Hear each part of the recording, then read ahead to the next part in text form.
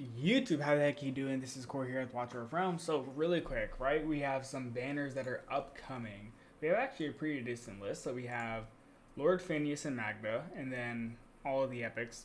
No one really cares. We have the Nation Summoning, and then we have the Crazy Divine Summoning, which basically happens every single week, and the Ancient Banner, which is Araka and Lugaru. So realistically speaking, no one should ever summon on this banner, even though Araka is getting buffed. She's just really not that worth it.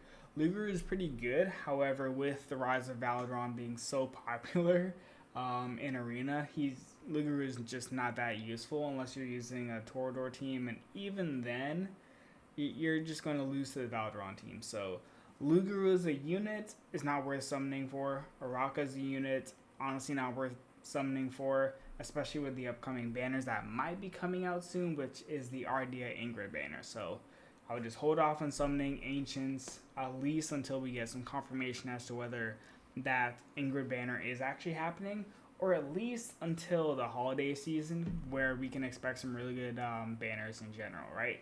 So just hold off on this. Now with Phineas and Magda, super good units. Phineas, he's coming out. He is primarily going to be an infernal burst damage unit. He's pretty good. One of the main negatives is he has that one tile range. Unless we're looking at his ults. Let's see, where is his ult? There we go. So unless he's in his ult, one tile. If he's in his ult, we get those 3 tiles, which is actually pretty good. However, if we're thinking about GVG, which somebody's going to go ahead and pull this unit and then try to use a GVG, the main issue is he's going to be baitable, right? Now, the reason why I say that is whenever a unit goes ahead and gets into his ult range, it's instantly going to trigger, which means after that point, you can go ahead and send out whatever units you really necessarily need. He's going to do less damage, have that one tile range, and you can probably just walk through him with dogs. So, overall, good. Wait. I was yapping and then I realized he has a stun. Basic attack has a 25% chance to deal and inflict stun. Interesting. Wait.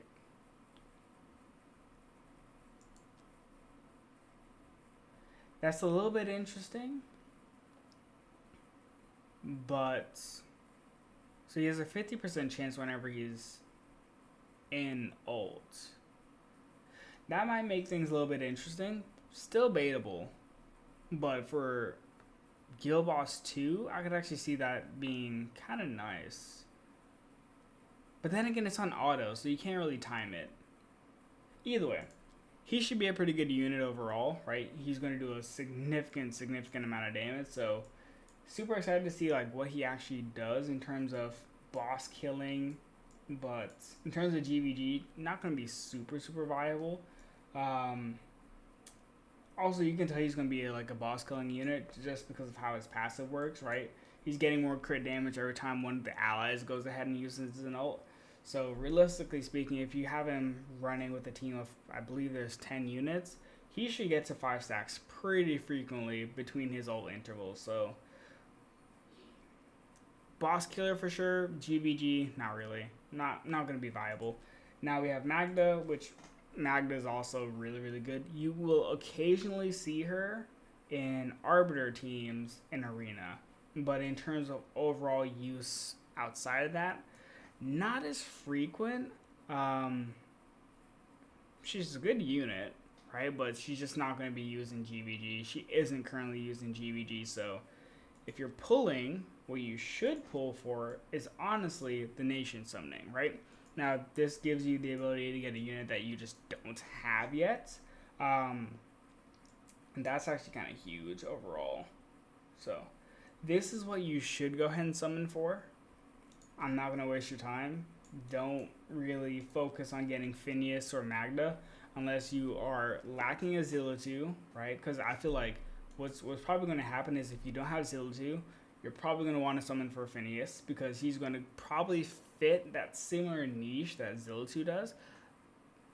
I would say probably a little bit worse because Zilla 2 really does start to kind of chunk, especially whenever she is been idle for some time and hasn't done a lot of hits. So you primarily, I need to get her real quick.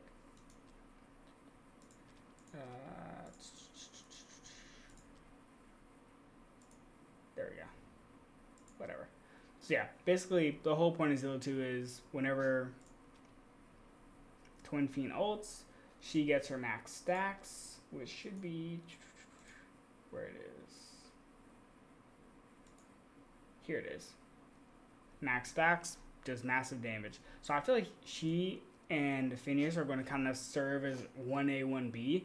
And also, it kind of reminds me of how, in a similar way, Setrum was released, right? Settrum's super, super good for BP. And then they went ahead and released, let's see here, Micah, who basically takes care of shields. So it seems like, once again, right, Phineas is going to kind of fit that niche of if you don't have Zilla 2, you want to have Phineas. If you don't have Phineas, you probably have Zilla 2, right? So skip that banner unless you absolutely need some burst DPS from the Infernal faction. However, I will be summoning here. So, not going to waste your time. Just summon on this. It's just better. Alright? Anyways, see ya.